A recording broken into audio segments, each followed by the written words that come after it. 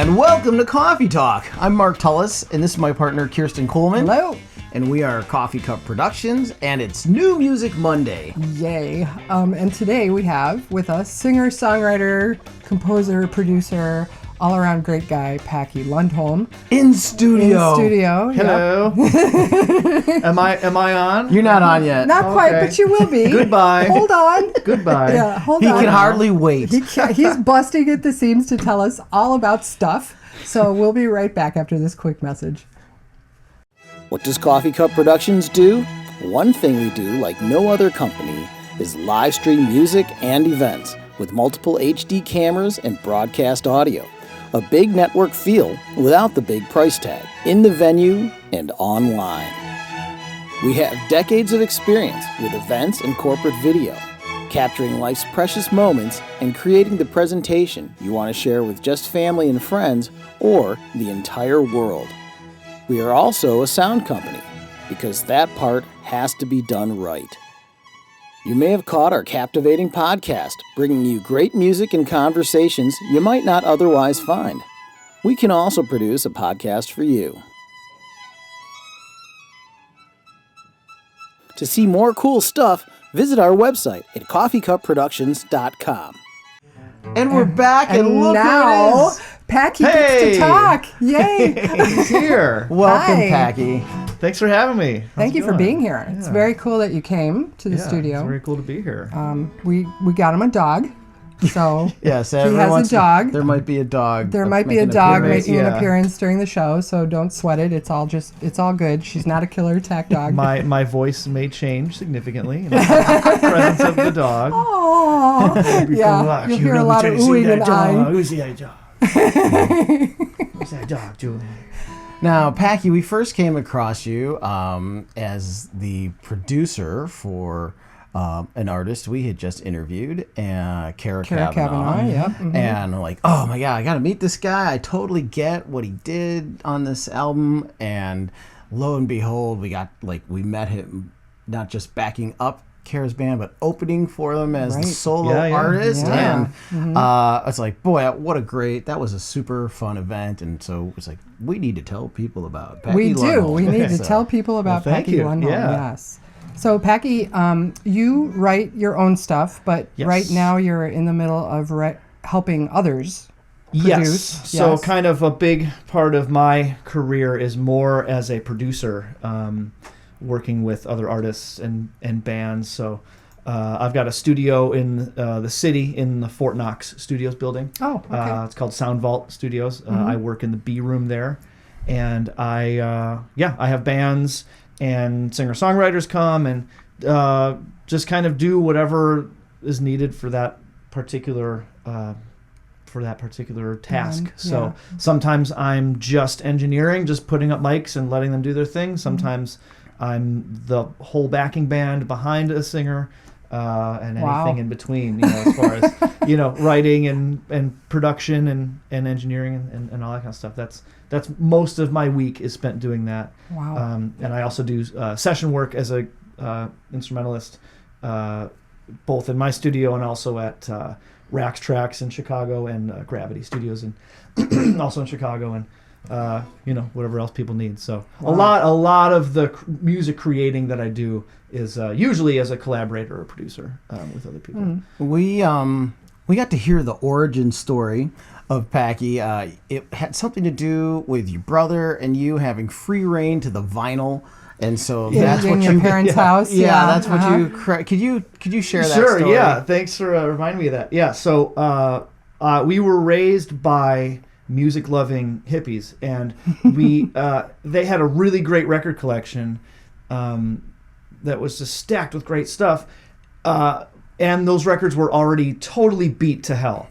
So as 5-year-old kid, I could just get my grubby hands on them and just throw them around the house and do whatever I wanted. I remember one time setting up the living room, pretending it was a record store. So I was putting jackets in the windows that look out onto the street and just laying them all out and all kinds of stuff. So I had this hands-on engagement with all this great music, which if I had kids, I wouldn't let them within 100 yards of my record collection because it's It's kind of a different thing now, It's right? mine's It's a all much different pristine, thing. Yeah. And, I mean, now that records were almost extinct, it's kind of like a thing that you treasure them. Thankfully, They're the vinyl's endangered coming species. back. right. Yeah, and you have your stuff on vinyl, which is really Yes, cool. I do, which Yep. was it was such a cool thing when my first EP came out, and I pressed that on vinyl to hear myself when the first test pressing came, and I got to hear my own stuff coming off of wax like that. Isn't It that was, cool? Like, such a thrill. That's so Yeah, cool. it was I mean, so that cool. had to like throw you way back to when you were 5. Yeah, right. Putting your own record on the floor there would have been really cool. Yeah, right. So few of us have stereo systems and, could even measure a CD or an MP3 versus vinyl. As an engineer, clue us in on as to the distinction. why and the distinction. Yes, Yeah. yes. I'm not one to say automatically, like outright, that vinyl is better in every case, particularly when you're dealing with music that is made like it's made today or made to like today's sonic signature like kind of thing. telephone speakers. Yeah. Well, Yeah. I have an Cell interesting phone point to make speakers. about that Yes, too, please. which I will in just a moment. But I think that vinyl as an experience feels better. I think the engagement with the music and with the ritual of listening to music is a lot better. It kind of has more meaning to me when I actually physically put a record on. And I still, I mean, I would say that if with a really good system that's taken very good care of and set up right, that it sounds and just feels tangibly amazing when it's Yeah, really it's good. a little chewier, huh? It's Yeah, just got a yeah, little more meat exactly. to it. It's Yeah. got more. But playing a Plus- record on like something you got at Target that looks like it's like a laptop sized thing, it's just going to be junky. It's not. It's not Yeah, gonna be good. yeah. You do have to have the right gear. I'm glad we didn't buy that. Yeah. It was, I mean, it was really, such a cute display. but Oh, they're so cute. It is. They're It's adorable. Don't get me adorable, wrong. but Yeah. it's not gonna do. Yeah, but it's what not it like needs to do. someone. Yeah. You can't really sit there and be like, "Oh, this is so rich." Yeah, It's right. so great. It's like Sounds nah, like this is tin. this I is a wonder toy, why. but- we have to Yeah. go to the storage locker, get the turntable. That's right. Fix the speakers. There you and go. then and buy turn- his vinyl turn it and on. put it back Yeah. on. Yes. I'm It'll all be for so that. meaningful. I'm all for that. I would love to go back to vinyl. I think it's cool. I moved to Europe. When I moved to Europe, I gave away my vinyl collection because I didn't want to take it with me. And now I regret it because it was loaded with stuff that, I still listen to all those songs today. Sure. And I think vinyl is cool. What's the complaint? So the complaint, yes, thank you. Complaint the complaint is that people doesn't complain sound that good. they're not making records that sound good anymore, and the reason for that is that they're making records to be listened to on cell phone speakers and earbuds and stuff like that. And I get that, but on the other hand, the Beatles and Pink Floyd and what have you, all of their records were listened to primarily on transistor radios and Oh, that's true. Yeah. all in ones Mono. and Yeah, things that were mono, almost as bad as the Target brand turntables that I'm talking about. Yeah. And that didn't stop them from making great Kick-ass sounding music, records. right, Yeah. Granted, there did used to be a lot more of a focus on like having a hi-fi and having maximizing your experience and getting closer to the music that way. So I do lament that culturally we don't have that kind of value as much as we used to. But Yeah. so I guess on the other hand, that's my reason to say like that's no excuse to make a bad sounding album. No, that's Yeah. true. Yeah, That's no, pretty good. it's you gotta make it for the highest quality possible, and then I know some whatever people that sit between mixing monitors all the time Yeah. to listen to their I mean, music. So I Yep. crank everything on speakers because Yeah. it's the phone is not going to do it for me. So Yeah. it's just You wanna just feel not. it. Yeah. So I'd like to know about how you produce other people's music and how you produce your own music and how that might be different or Sure. the same or what is Yeah, I guess the main difference is that it's more of a conversation that I have with someone else as opposed to having a conversation in my own head. So, the process of producing let's take Kara's album, for example. So she came to me and Dan Mulder, my co-producer and buddy, who she came to us with songs that were basically just her and an acoustic guitar, and they were just in the state that she performs them solo. And so we kind of had this totally blank canvas, and she communicated some of the vibes that she wanted to achieve with these songs, and and we offered some tweaks to the composition or the arrangement, and try to get let's see if we can make this chorus a little more defined, or let's put a bridge here, or let's put a little solo in here, or stuff like that. You changed her writing? So, well, a little bit, not a lot, but just because it's different performing songs solo versus performing with a band. So there's also like all these different opportunities you can take in the arrangement to make that work, and so kind of altering the structure a little bit can help open up the track. So how long does it take you to produce other people's music? Does it just depend on like what they're looking for, or I would say it's a longer process, or is it a shorter process, or well, it kind of is, like everything, it always depends. Some folks really just want to get a performance down of the thing as they hear it in their heads, and they basically we just execute it as they do it. I'm working with another guy who's kind of in the Grateful Dead scene around here, Kerry Cohen, who plays in Northwest Corner and some other stuff. And so we're just finishing up a record of his, and his production style was very much, let's capture the sound of a band, and with a little bit of accoutrement here and there, but let's just get it kind of straightforward. It's about jam. the performance. About the performance and just getting a good solid sound of that, know. So that process has been relatively quick. I mean, Kara's record, which was a lot of the tracks were a bit more involved production-wise as far as getting soundscapes together and getting real, real scapey with it. You guys got to listen to Kara's album though, really, because it is incredibly beautiful, and like everything is so like tonally it's so rich, all of it. It's really cool. Thanks. It's the placement in the stereo field of the different instruments that just makes it wider. It creates a three-dimensional space. Makes a bigger canvas. I have to give huge credit to our mixing engineer Noam Wallenberg at Rax Tracks. He mixed it. So basically, we went to Rax Tracks and he helped us record the drums and the piano and the bigger stuff like that. Then we took it to my studios and did all the tracking and brought it back to him and kind of had everything. We had rough mixes that gave him an approximation of like, this is where we want this to feel, and then he took it and just like poured the magic on it and just opened it up and got that big separation and all that depth. I need a picture. You need that, you need that magic pour. Now you have an album called American Soccer. Yes. Okay, and so same process, kind of. So it was slightly different in that. I recorded almost all of these songs on my own at home. I didn't have a studio yet at this point, and I recorded everything at home, but it was home quality, and I ended up again at Rax Tracks with Noam. We worked out a way that we could do it there, and so. I brought these tracks to him that were already pretty much fleshed out, and I basically just had to replay stuff and then get his magic sauce. Sauce. So a lot of it was already done. So as far as the production of the actual record, it was kind of just like faster. Bang bang bang. So what did you replay?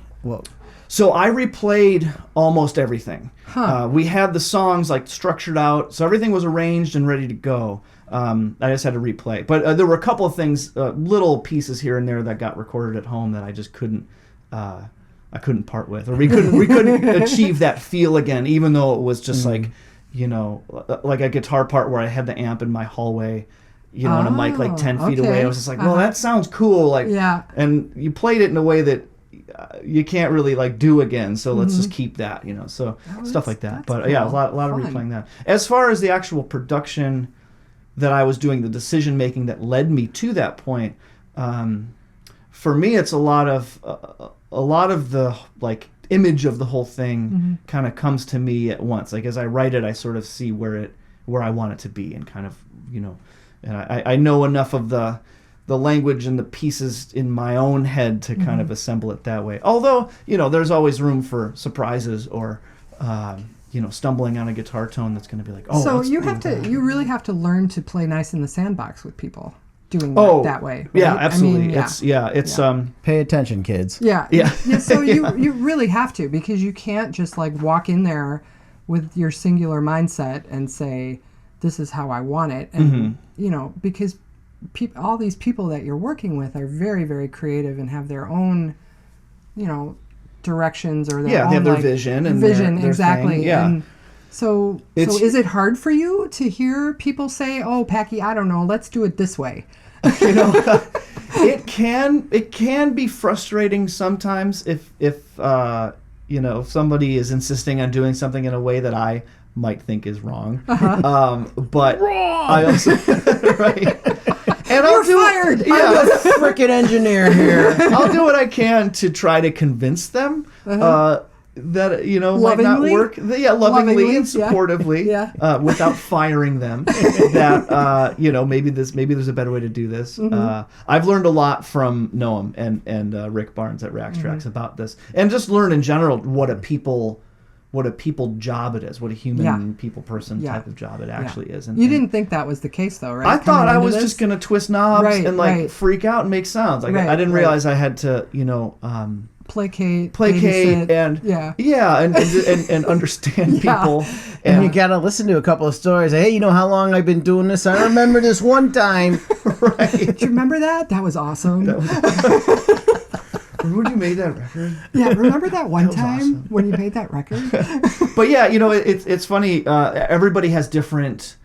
They have different ways that they want to work, and they have different ways that they want to be pushed or challenged or supported or coddled. Yeah. And it's always different. So you have to be really receptive of someone's vibe and someone's preferences, and maybe you have to like scare them a little bit or do something a little bit off kilter that like throws them off of their thing, that so then they shakes can see them something up. else. Yeah, exactly. So it's and you know, figuring out the vocal booth, in the interpersonal dynamics of what happens between when you hit stop on the take and then hit the talkback button to tell them, you know, what you thought of that, or ask them what they think. Or, you know, there's a lot. You know, maybe that most of that was great. What I'd love to hear is all of these lines again. Yeah. So let's take it from the top. Right. Right. So Packy, you don't have headphones on. I'm gonna, while you play, I'm gonna have a 4-second delay, and I'll just give you a visual, and you can just loop your song. What? What are you talking about?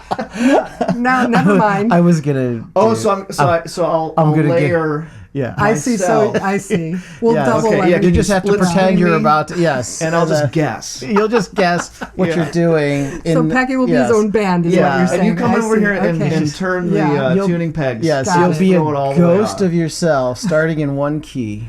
Oh, Just dear. trust me. Oh my. Yeah. No. I'm into it. This is like some Flaming Lips stuff. Like, here's 4 CDs. Go get 4 boom boxes. And then we'll play. Try to hit them all at the same time. I'm If you don't, it's fine. just gonna put a little reverb on your voice. Okay. Yeah, that's fine. So you're going to play something from your I will play American something Soccer? from American Soccer. And it's called? It's called La La La. And I love this song. Thanks. Yeah. Oh, this is awesome. Okay, anytime you're ready, hit it. Okay.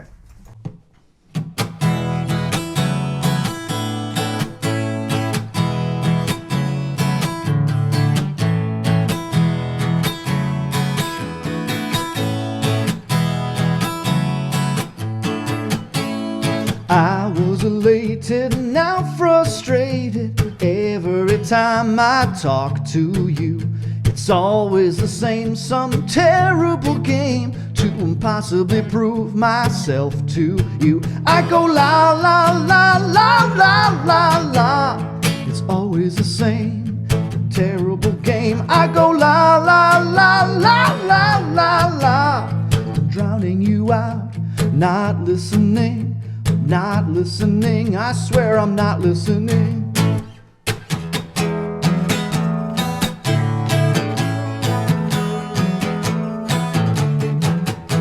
When I call you back, it's a panic attack, a subsequent week of fear and doubt. It's this or it's that, it's things from the past, pure disappointment through and throughout. I go la la la la la la la. It's this or it's that, things from the past. I go la la la la la la la. I'm drowning you out, not listening. I'm not listening, I swear I'm not listening. It's like I'm talking to the wall when you don't even seem to care at all. Woo! La la la la la la la la la la la la la la la la. La la la la la la la la.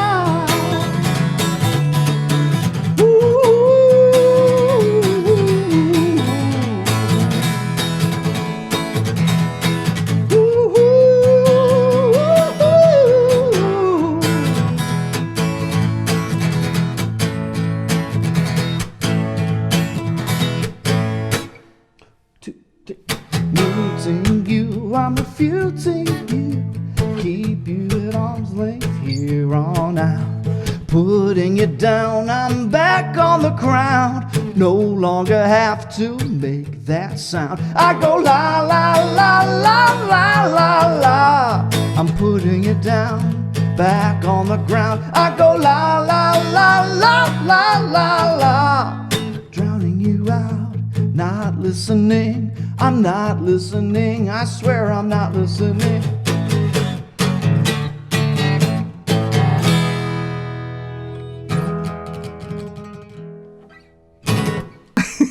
Yeah. Yay! All right. So we were just talking to Packy about being a team player, and now he writes a song called La La La La La La La. Right. I'm not listening. I'm not listening. That's pretty funny. Yeah. I could just see your little 5-year-old self in the corner singing this song. This is very cool. Sure. It's a lot of fun. Nice. Thank you. Nice. And Packy's first instrument was the drums. So, you know, once again, another singing drummer in our midst, and this is the music that comes from.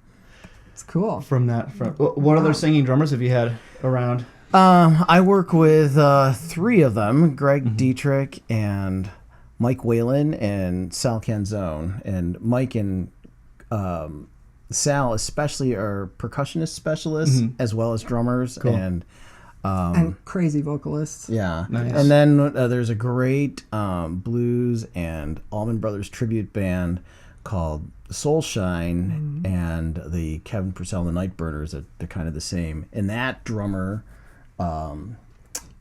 Pete Cruz is, I mean, it's like all of a sudden, just everywhere you go. You got singing drummers. Yeah. Nice. Yeah. It's cool. It was weird. I wasn't.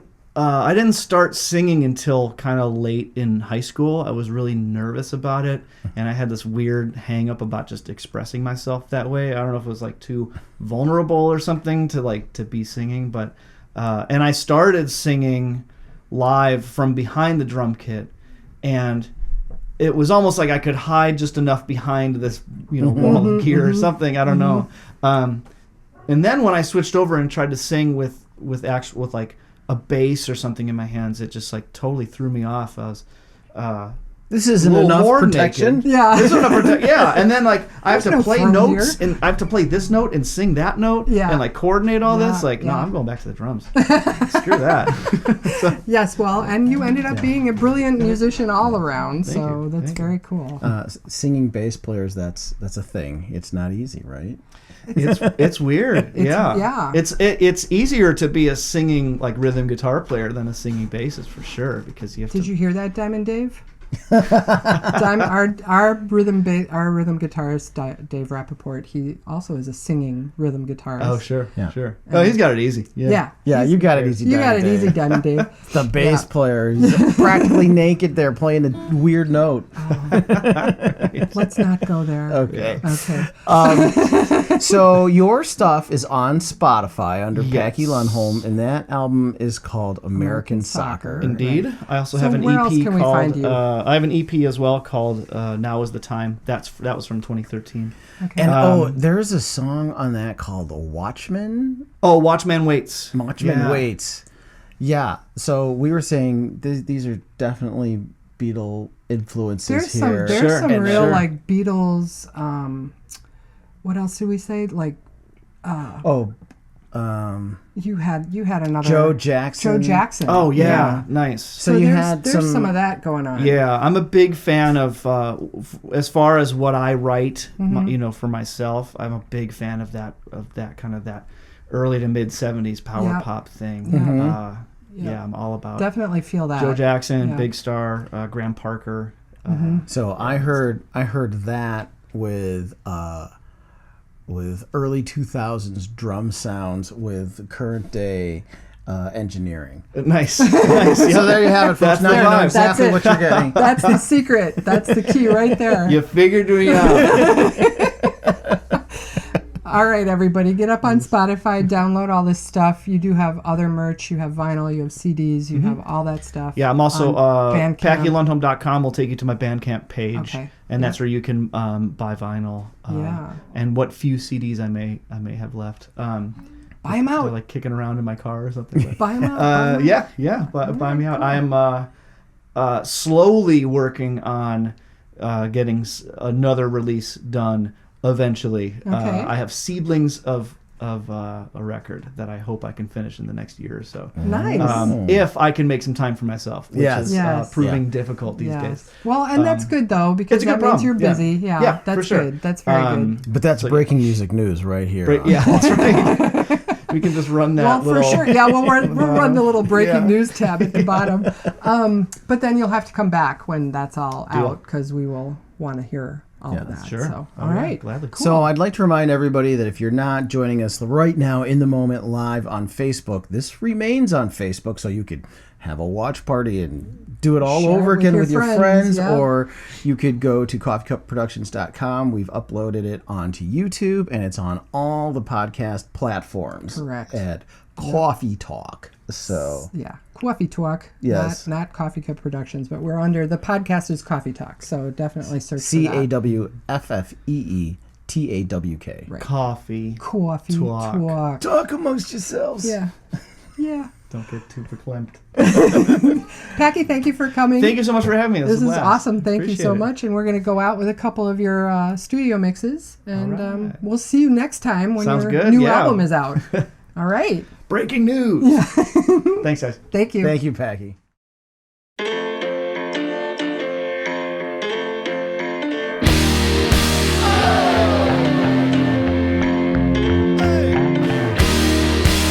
If you want to love her, you know you have to love her from your very heart. And if you want to keep her, you know you must believe her from the very start. From the very start. 'Cause if you want to see your Magdalene, she has to want to see your face again. It's a lonely time without her shine.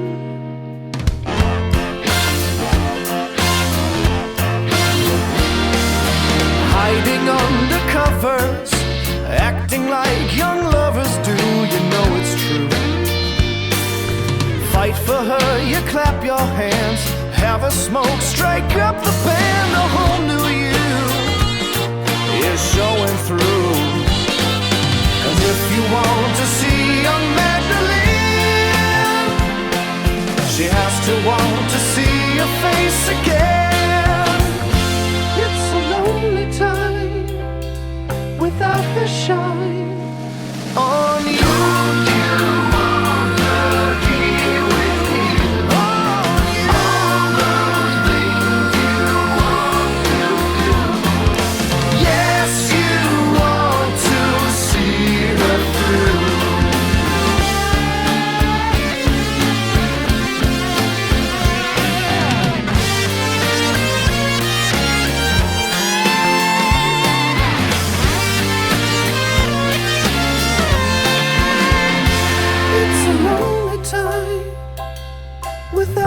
shine on you.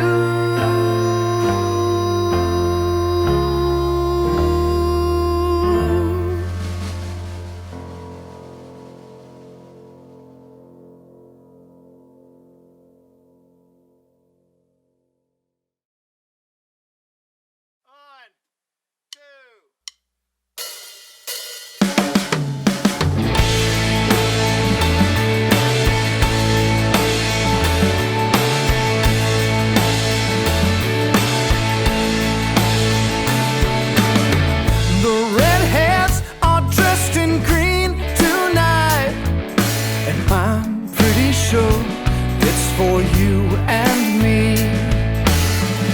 Won't you tell her that I miss her so?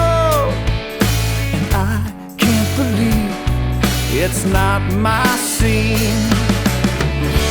Everybody looking for somebody to love or a reason to leave. No one's happy with the way that it is today, the way it could be.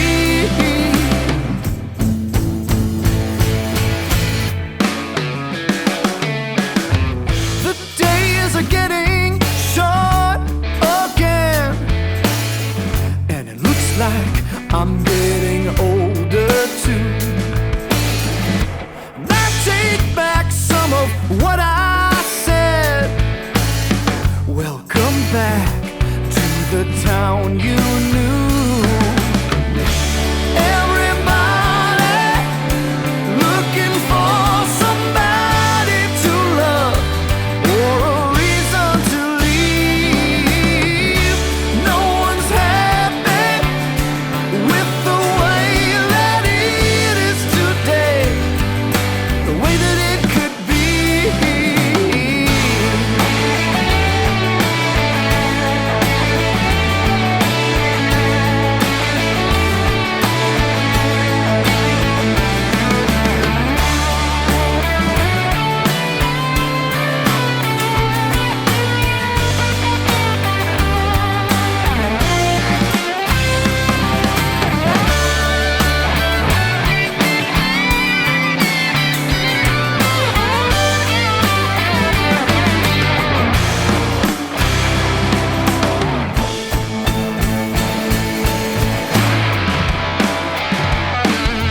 The redheads are dressed in green tonight. Hey, and I'm pretty sure it's for you and me.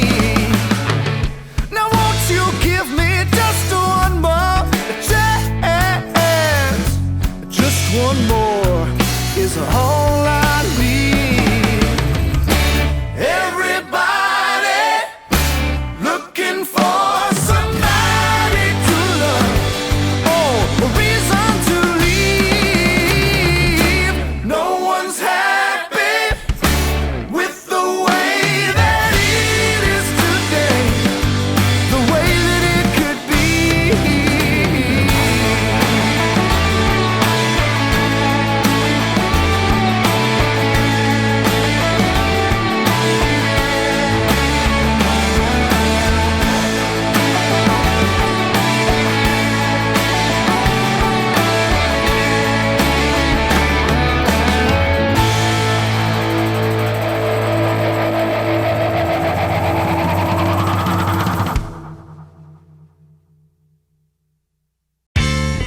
Cawffee Talk is a Coffee Cup Productions podcast. Find our video podcasts on YouTube, Facebook, and our website, coffeecupproductions.com. Audio podcasts can be downloaded from iHeartRadio, Stitcher, Spotify, Google Play Music, Apple Podcasts, Player FM, and Twitter. Search for Cawffee Talk, spelled CAWFFEETAWK. Cawffee Talk.